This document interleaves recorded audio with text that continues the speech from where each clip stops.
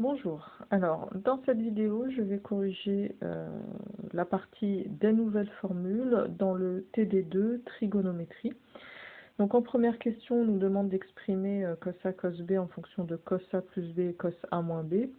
Alors, quand on ne sait pas vraiment d'où partir, je pense que la première idée à avoir, évidemment, c'est de réécrire les formules de cos A, cos B et cos A moins B. Donc, c'est ce qu'on va faire. Donc là, je suis sur la question 1. Donc, cos A plus B, d'après le cours, c'est cocos ici, et le cosinus étant contrariant, il transforme le plus en moins. Donc, ça veut dire que je vais avoir cosinus A, cosinus B, moins, il est contrariant, ici, sinus A, sinus B. Je vais faire pareil avec le cos A moins B. Donc, c'est exactement la même formule, un signe près. Donc là, le moins devient un plus. Voilà. Et là, je me rends compte que si je veux garder que le cos A, cos B, ben, il me suffit d'additionner les deux expressions et puis hop, je me débarrasse de tout ce qui est sinus. Donc on est bien parti pour répondre à la question. Donc je vais simplement, par addition, obtenir deux fois donc, la quantité cos A, cos B, qui est égal à cos A plus B, donc plus, j'ai additionné cos A moins B. Et donc, ça me permet d'écrire finalement que cosinus A cosinus B est égal à 1 demi de cosinus A plus B plus cosinus A moins B. Et donc ici, nous avons bien répondu à la première question. Alors ensuite, on nous demande d'exprimer, de donner une expression factorisée de cos P plus cos Q. Alors, bon, déjà on est dans un problème, hein, donc il faut se dire que parfois les questions ne sont pas toutes indépendantes les unes des autres, et on peut aussi penser que la question 1 qu'on vient de traiter peut nous être utile. Sachant que là, on a une expression factorisée, hein. Je rappelle que d'après la question 1, je vais simplement me remettre le résultat sous les yeux. On a cos A plus B plus cosinus A moins B, qui est égal à, alors on va le garder sous cette forme-là, qui est égal à 2 fois cos A cos B. Donc j'ai gardé le 2 de l'autre côté de l'égalité. Alors, moi, ce que j'aimerais bien, du coup, vous voyez, c'est ici, dans la première parenthèse du cosinus, remplacer le A plus B par du P, et le A moins B de la deuxième parenthèse, j'aimerais bien le remplacer par du Q, parce que du coup, j'obtiendrai bien une forme factorisée. Donc, bah, écoutez, c'est exactement ce qu'on va faire. On va poser un changement de variable. Donc, on va poser ce qui nous arrange, c'est-à-dire, moi, ce qui m'arrange, c'est de remplacer le A plus B par du Q, par du P, pardon, et le A moins B par du Q.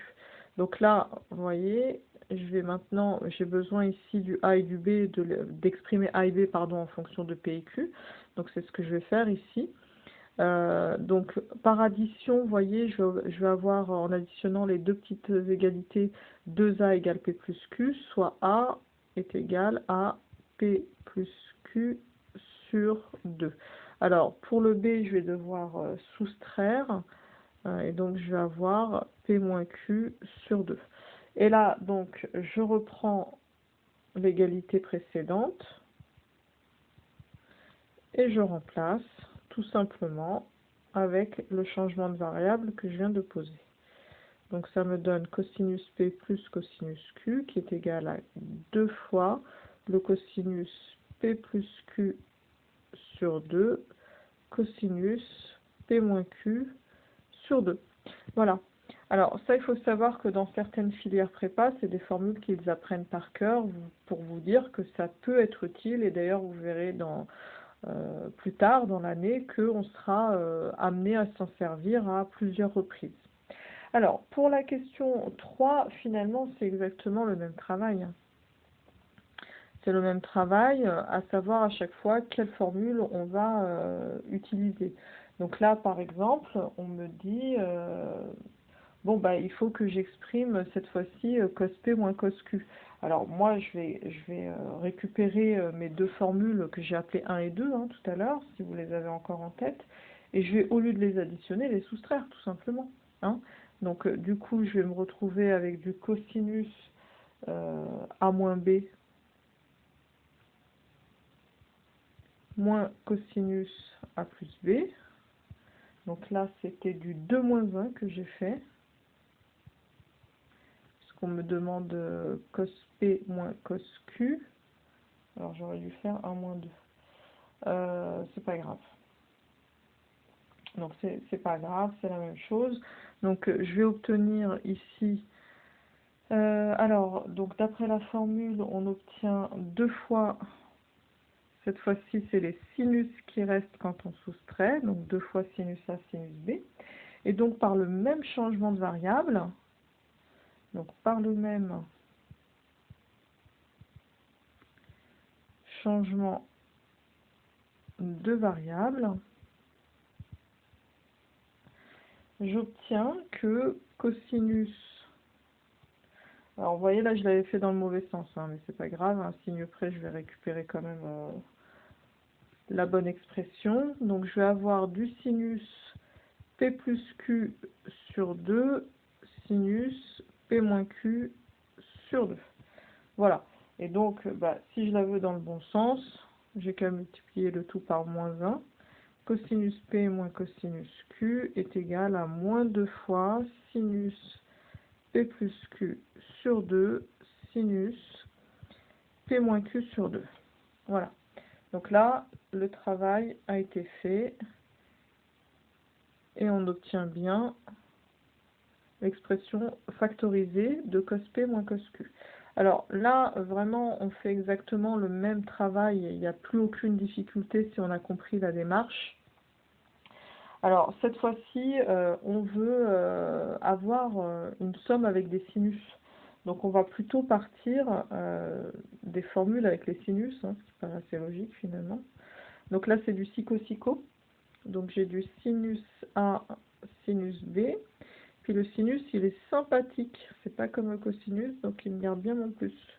Donc, alors, hop, j'ai dit psycho, j'ai écrit la mauvaise formule. Alors, cosinus B plus sinus B cosinus A.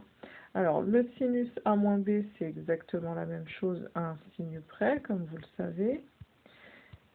Et donc, je vais pouvoir faire la même démarche. Donc, je vais pouvoir appeler par exemple cette égalité l'égalité numéro 3, celle-ci l'égalité numéro 4. Et puis, je vais additionner 3 plus 4. En additionnant 3 plus 4, qu'est-ce que j'obtiens? Ben, j'obtiens sinus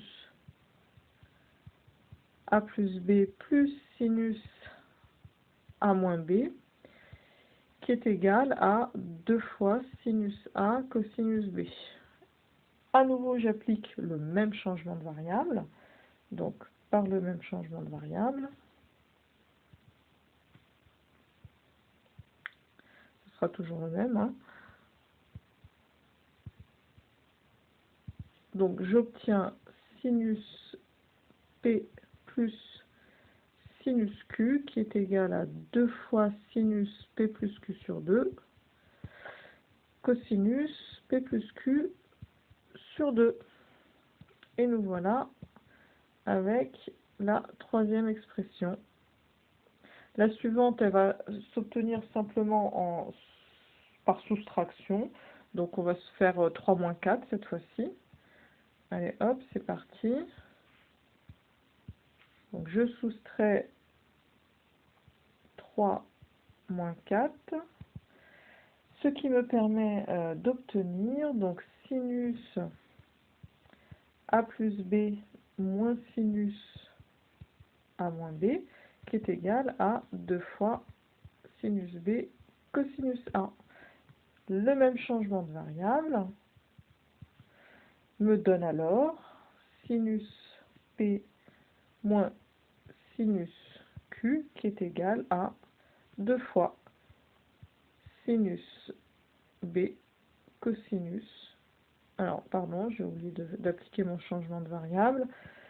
Donc 2 fois sinus P moins Q sur 2, cosinus P plus Q sur 2. Voilà. Donc là, normalement, on a toutes les expressions. Et on va pouvoir passer à la question 4. Alors la question 4 maintenant est très simple puisqu'on a toutes les formes factorisées. Donc je vais récupérer les formes factorisées pour pouvoir simplifier. Donc j'ai cosinus P plus cosinus Q sur sinus P moins sinus Q. Alors d'après ce qu'on a vu précédemment, c'est égal à 2 fois le cosinus de P plus Q sur 2. Donc là, vous récupérez juste les expressions obtenues précédemment. Sur 2 fois sinus P moins Q sur 2 cosinus P plus Q sur 2. Et là, on voit qu'on va pouvoir simplifier. Vous voyez, il y a le 2 en commun, bien sûr, mais il y a aussi le cosinus en commun. Et donc, il va nous rester, alors, c'est pas de la tangente, mais c'est plutôt de la 1 sur tangente. P moins Q sur 2. Voilà. Donc ceci étant fait, on va pouvoir passer à la question suivante, c'est-à-dire la question 5. Alors c'est parti. Pour la question 5, on nous demande d'en déduire la valeur de tangente pi sur 24. Bon, alors, à la question précédente, il y avait quand même de la tangente qui apparaissait. Je vais isoler d'ailleurs la tangente qui apparaissait dans l'expression précédente. Donc j'ai qu'à passer à l'inverse pour faire ce travail. Donc sinus P moins sinus Q. Voilà, vous récupérez juste celle d'avant. Cosinus P moins plus cosinus Q. Voilà. Alors, donc bon, évidemment, on a envie de s'appuyer, d'après l'indication qui est donnée dans la question 5, en déduire. Donc de s'appuyer sur cette formule-là. Donc j'ai envie que mon pi sur 24 soit égal à mon p moins q sur 2, soit à mon p moins q soit égal à pi sur 12. Donc bon, on cherche un peu sur son brouillon et puis normalement on trouve assez vite. Hein. Il suffit de poser p égale pi sur 3 et q égale pi sur 4, de sorte que on va bien obtenir ce qui nous arrange, c'est-à-dire que P moins Q sur 2, évidemment, est égal à pi sur 24. Eh bien, je n'ai plus qu'à appliquer la formule.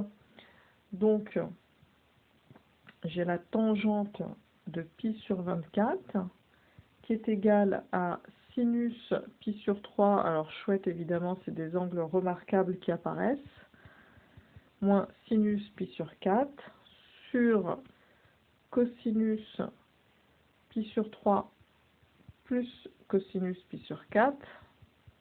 Voilà. Et là, simplement, je remplace pour la dernière étape, hop, je remplace par les valeurs connues du sinus et du cosinus. Donc, c'est égal à racine de 3, je vais descendre un peu moins égal pour me faire de la place.